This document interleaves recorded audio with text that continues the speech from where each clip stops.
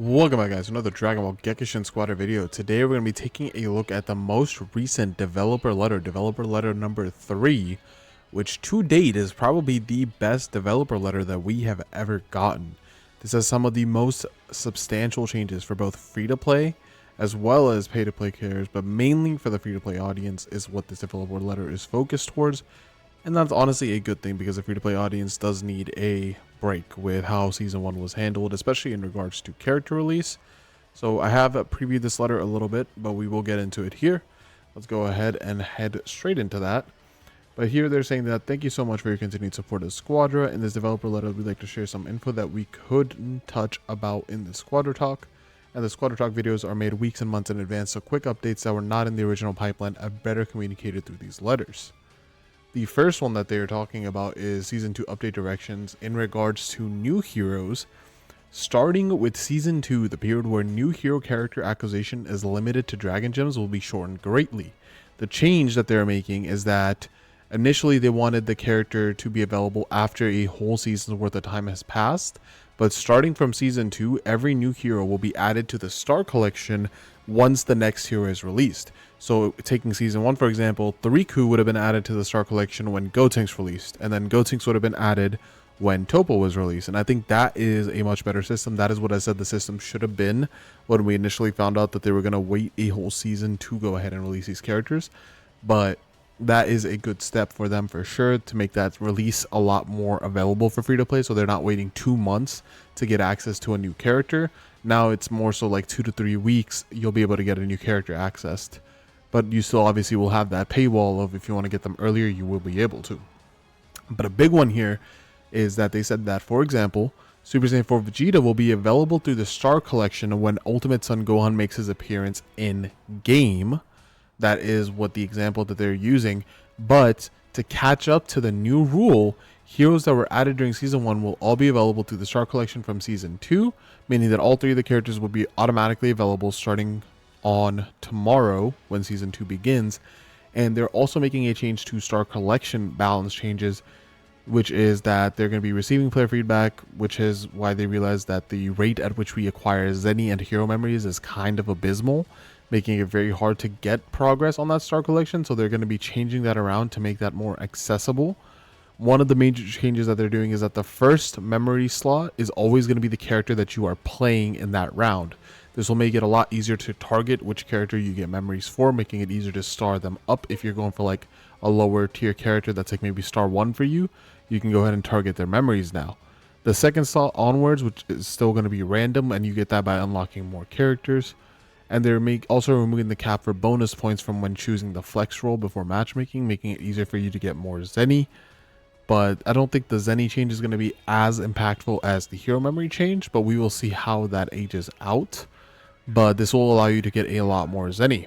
Is an adjustment to starting heroes, giving access for players to Super Saiyan Vegeta and Piccolo right after finishing the tutorial match. So that's going to be one less character for you to unlock through the Star Collection. And that is going to be happening starting Season 2 as well, making them easier to access. Piccolo, pretty decent pick. Vegeta, also a decent pick. Like, they're both good tank picks until you get access to the better picks in the game, of course. On PvP related notes, they did say that they are going to be making a change to how rank points are acquired on wins as well as decreasing them on losses. They are tuning it to be more accurate and comfortable for the matchmaking experience.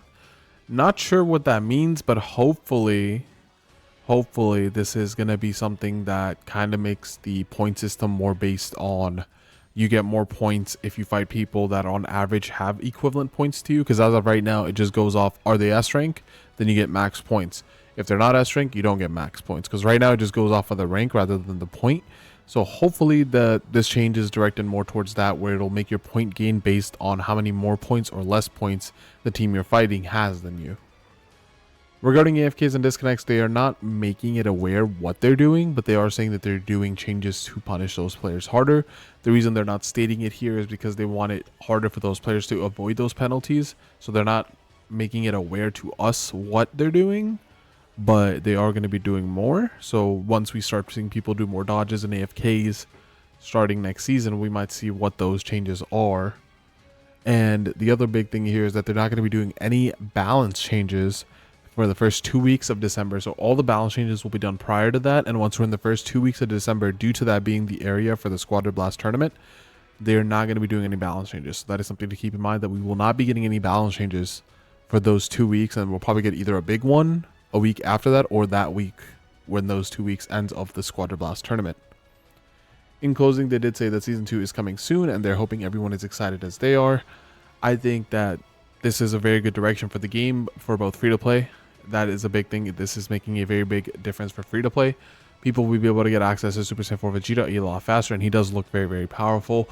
And you'll be able to access him for free once the 3 to 2 weeks are up for when Gohan releases. And that is just a much better system than having somebody wait literally 2 months just to play the new character. That does not create an environment where people want to actively play, so that's a massive change.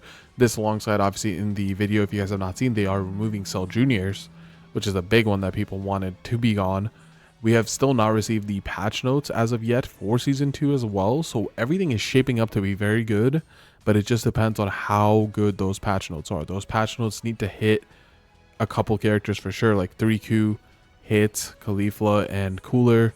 Those are like the big 4 that kind of need adjustments. Everybody else, they can do like minor changes, but those 4 need big ones right now because they're just defining. Especially Hit is very defining in the meta game right now, and he has been since he came out without any adjustments to him.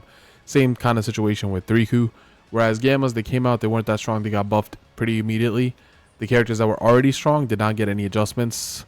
Especially 3Q, I feel like for a new character was very overtuned, and they should have turned him down like at least a month after he came out, but it's been 2 months and he hasn't been touched. So definitely need to see him on the patch notes so we don't end up having a situation similar to SSG1 Goku where he's just overtuned for a really long time. But that is going to be it for this developer note. I do think, again, it is very good. Let me know what your thoughts are in the comment section below. With that being said, this is Boyzen, signing out.